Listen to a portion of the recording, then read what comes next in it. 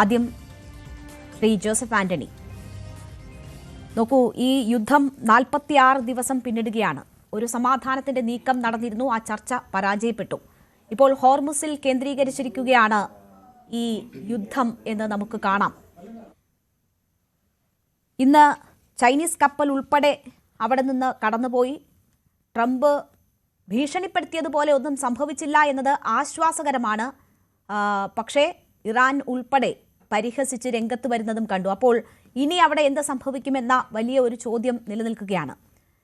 ഇത്രയും ദിവസം നീണ്ടുപോയ യുദ്ധത്തിൽ ലോകം ആ കെടുതികൾ ഏറ്റുകൊണ്ടിരിക്കുമ്പോൾ പോലും ട്രംപ് വീണ്ടും വിചാരമില്ലാതെ ഓരോ പ്രഖ്യാപനങ്ങൾ നടത്തുകയും അത് നടപ്പാക്കാൻ ശ്രമിക്കുകയും ചെയ്യുന്നതിന്റെ ആഘാതമാണ് ഓരോ ദിവസവും നമ്മൾ കണ്ടുകൊണ്ടിരിക്കുന്നത്. താങ്കൾ എങ്ങനെയാണ് ഈ ഹോർമുസിൽ പിടിമുറുക്കാനുള്ള, അവിടെ ഉപരോധം ഏർപ്പെടുത്താനുള്ള, ഇപ്പോൾ അത് പാളി എന്ന് പറയുന്ന ട്രംപിന്റെ നീക്കങ്ങളെ കാണുന്നത്? ആദ്യം പറയേണ്ട കാര്യം, ഈ ഡൊണാൾഡ് ട്രംപ് എന്നുള്ള പേര് ചെറുതായിട്ടൊന്ന് മാറ്റി ഡെല്യൂഷണൽ ട്രംപ് എന്നാക്കുന്നത് വളരെ നല്ലതായിരിക്കും എന്നാണ് അദ്ദേഹത്തിന്റെ ഈ പ്രസിഡന്റായി വന്നതിന് ശേഷം മുതൽ ഇന്നലെ വരെ അദ്ദേഹം കാണിച്ചു കൂട്ടിയ കാര്യങ്ങൾ കണ്ടാൽ നമുക്ക് മനസ്സിലാകുന്ന കാര്യം. നമ്മളിവിടെ മലയാളത്തിലൊരു സിനിമ ഉണ്ടായിരുന്നു, സ്വപ്ന ലോകത്തെ ബാലഭാസ്കരൻ എന്ന് പറയുന്ന ഒരു സിനിമ. ഏതാണ്ട് അങ്ങനെ വേറെ ഏതോ ഒരു മായിക ലോകത്ത് ജീവിക്കുന്ന മനുഷ്യനായി അദ്ദേഹം മാറിയിട്ടുണ്ട് ഈ അധികാരം കിട്ടിയതിന് ശേഷം. പ്രത്യേകിച്ച് രണ്ടാമത്തെ തവണ അധികാരം കിട്ടിയതിന് ശേഷം അദ്ദേഹം നമ്മൾ നോക്കൂ, ഒരു ലോകത്തിന്റെ രാഷ്ട്രീയത്തെ നിയന്ത്രിക്കുന്ന, ലോകരാഷ്ട്രീയത്തിൽ മാതൃകയാകേണ്ട യുണൈറ്റഡ് നേഷൻസ് ഓർഗനൈസേഷൻ പോലെയുള്ള സ്ഥാപനങ്ങളെ, അന്തർദേശീയ സ്ഥാപനങ്ങളുടെ സുരക്ഷാ കൗൺസിലിലെ പെർമനന്റ് മെമ്പറായിട്ടുള്ള, ലോകത്തിന്റെ സുരക്ഷയും സമാധാനവും ഉറപ്പുവരുത്തേണ്ട രാജ്യമാണ് America. Rules based world order എന്നൊക്കെ നമ്മൾ പറയുന്നതിന് നിലനിർത്തേണ്ട രാജ്യമാണ് അമേരിക്ക. ആ രാജ്യത്തിന്റെ പ്രസിഡന്റ് ആ രാജ്യത്ത് അധികാരത്തിൽ വന്ന ശേഷം കാണിച്ചു കൂട്ടുന്നത് എന്തൊക്കെയാണെന്ന് ആലോചിച്ച് നോക്കും. 2025 വന്നതിന് ശേഷം നമുക്ക് എല്ലാവർക്കും അറിയാം, അദ്ദേഹം ലോകത്തിലെ എല്ലാ രാജ്യങ്ങൾക്കുമെതിരെ താരിഫ് ചുങ്കം ഏർപ്പെടുത്തി. അതിന്റെ ആഘാതത്തിൽ നിന്ന് അമേരിക്കയിലെ ജനങ്ങളോ ലോക ജനങ്ങളും ഇപ്പോഴും മാറിയിട്ടില്ല എന്നുള്ളത് ഫൊക്കാനയുടെ പ്രസിഡന്റായിട്ടുള്ള സജിമോൻ ആന്റണിക്കൊക്കെ നല്ലപോലെ അറിയാം.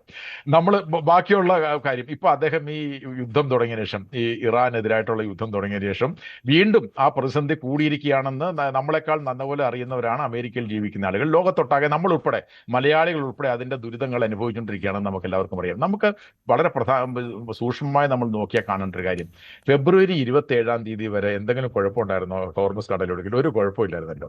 ഹോർമുസ് കടലിടുക്ക് തുറന്നു കിടക്കുകയായിരുന്നു, അവരിലൂടെ എല്ലാ വ്യാപാരം നടന്നുകൊണ്ടിരിക്കുകയായിരുന്നു. ഫെബ്രുവരി 26 ഒമാന്റെ വിദേശകാര്യമന്ത്രി ബദർ അൽബു സൈദിയുടെ നേതൃത്വത്തിൽ നടന്ന ചർച്ചകളിൽ ഇറാൻ 3 കാര്യങ്ങൾ പ്രധാനമായിട്ട് സമ്മതിച്ച് നമുക്ക് എല്ലാവർക്കും അറിയാം, ലോകത്തിനും അറിയാം. അവർ പറഞ്ഞെന്താ, ഞങ്ങൾക്ക് അണവായുധം ഉണ്ടാക്കുക എന്ന് പറയുന്ന പദ്ധതി ഇല്ല.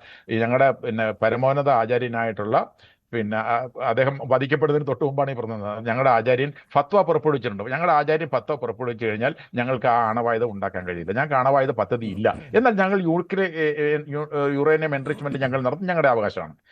ഒന്നാമത്തെ കാര്യം. രണ്ടാമത് പറഞ്ഞാൽ, ഞങ്ങൾ ഇതിനു വേണ്ടിയിട്ട് സ്റ്റോക്ക് പൈൽ ശേഖരിക്കത്തില്ല, ഞങ്ങൾ എൻറിച്ച് ചെയ്ത യുറേനിയത്തിന്റെ അളവ് ഞങ്ങൾ കുറച്ചു കൊണ്ടുവരും എന്ന് മാത്രമല്ല, ഏറ്റവും പ്രധാനപ്പെട്ടത്, ഇന്റർനാഷണൽ അറ്റോമിക് എനർജി ഏജൻസിയുടെ ഇൻസ്പെക്ടർമാരെ ഞങ്ങളുടെ ആണവ കേന്ദ്രങ്ങളെ പരിശോധനയ്ക്ക് ഞങ്ങൾ അനുവദിക്കും എന്ന് ബദർ അൽബു സൈദി പറഞ്ഞു. ബദർ അൽബു സൈദി ലോകത്തോടെല്ലാം ഇത് വിളിച്ചു പറഞ്ഞു. 27 ലോകത്തോട് വിളിച്ചു പറഞ്ഞു, അമേരിക്കൻ ഭരണകൂടത്തെ അദ്ദേഹം അറിയിച്ചു.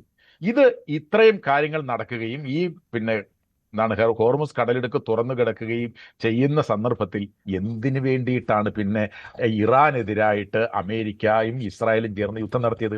നമുക്കെല്ലാവർക്കും അറിയാമല്ലോ. നമുക്ക് ഈ അന്തർദേശീയ രാഷ്ട്രീയത്തിൽ, നമ്മുടെ ലോക രാഷ്ട്രീയത്തെ നിയന്ത്രിക്കുന്ന 2 പ്രധാനപ്പെട്ട കാര്യങ്ങൾ, നിങ്ങൾ ഒരു ചെറുതാവട്ടെ വലുതാവട്ടെ, ശക്തമാവട്ടെ ദുർബലമാവട്ടെ, ആ രാജ്യങ്ങളുടെ ആഭ്യന്തര കാര്യത്തിൽ ഇടപെടരുത്. 1. 2, ഓരോ രാജ്യത്തിന്റെയും പരമാധികാരം, ദുർബലമാണെങ്കിലും ശക്തമാണെങ്കിലും ആ പരമാധികാരത്തെ അംഗീകരിക്കണം എന്ന് മാത്രമല്ല, നിങ്ങൾ എപ്പോഴാണ് ഐക്യരാഷ്ട്ര സംഘടനയുടെ ചട്ടപ്രകാരം ഒരു യുദ്ധത്തിന് പോവുക?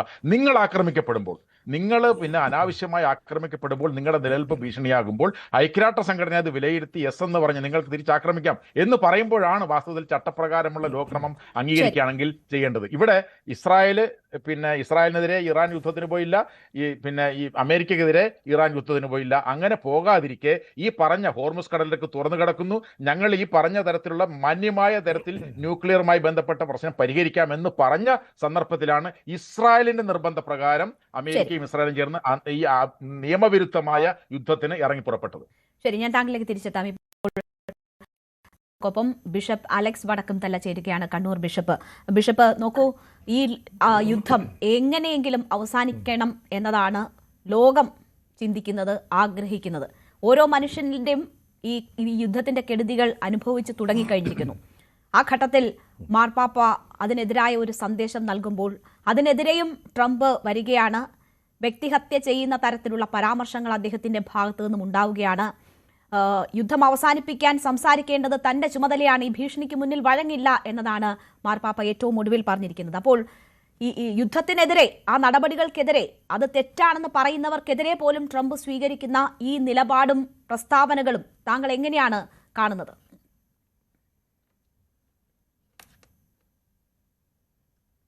ലോക മനസാക്ഷിയുടെ ഒരു സ്വരമാണ് ലിയോ 14 പാപ്പ ഈ യുദ്ധത്തിനെതിരെ അറിയിച്ചത്. ട്രംപ് കാര്യം ശരി, ഇത്രയും സമ്പന്നമായ സ്വാധീനമുള്ള ഒരു രാഷ്ട്രത്തിൻ്റെ തലവനാണെങ്കിലും തൻ്റെ ആ അധികാരവും തൻ്റെ ഉത്തരവാദിത്വവും മറന്നുകൊണ്ടുള്ള ഒരു പ്രതികരണമാണ്.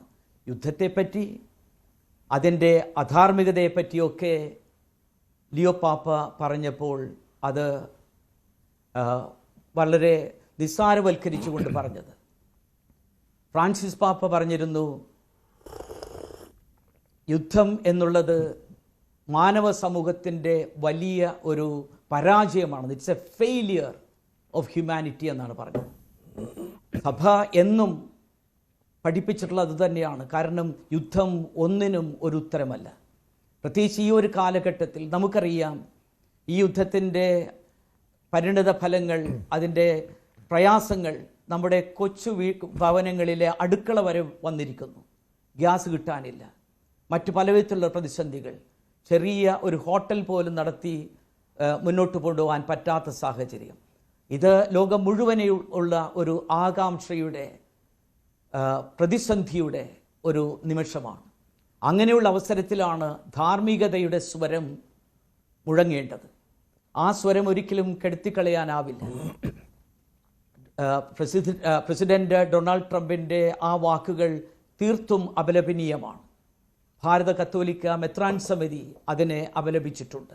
ഇതേപോലെ തന്നെ ലോകരാഷ്ട്രങ്ങളിലെ പല നേതാക്കന്മാരും, ഇറ്റാലിയൻ പ്രസിഡന്റ് ഇതിനെപ്പറ്റി വളരെ ലിയോ 14 പാപ്പയുടെ ആ വാക്കുകൾ വീണ്ടും ഉദ്ധരിച്ചുകൊണ്ട് ഡൊണാൾഡ് ട്രംപിൻ്റെ ഈ നിലപാട് തീർത്തും അപഹാസ്യമാണെന്നുള്ള വിധത്തിലാണ് അങ്ങനെ പല ലോകരാഷ്ട്രങ്ങളുടെ നേതാക്കളും ഈ ദിവസങ്ങളിൽ തന്നെ പറഞ്ഞിട്ടുള്ളത്.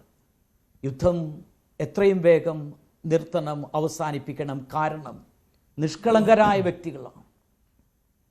കുഞ്ഞുങ്ങൾ ഉൾപ്പെടെ, സ്ത്രീകൾ ഉൾപ്പെടെയുള്ള എത്രയോ മനുഷ്യരാണ് അവരുടെ ജീവൻ നഷ്ടപ്പെടുന്നത്. അതിനേക്കാൾ അതോടൊപ്പം തന്നെ വർഷങ്ങളായി നാം പടുത്തുയർത്തിയ പുരോഗതി, വളർച്ച. കൂടുതൽ വാർത്തകൾക്ക് news 18 Keralam YouTube channel subscribe ചെയ്യുക.